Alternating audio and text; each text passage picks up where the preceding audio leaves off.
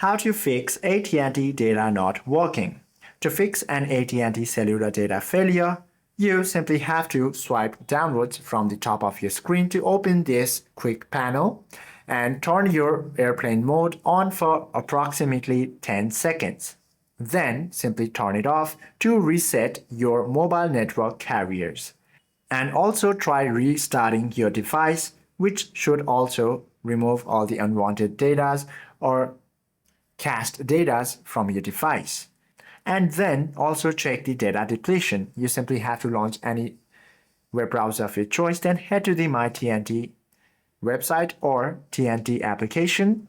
From there, check your billing status, and if you have exceeded if you have a non-unlimited plan limit, your data access may be suspended or heavily throttled.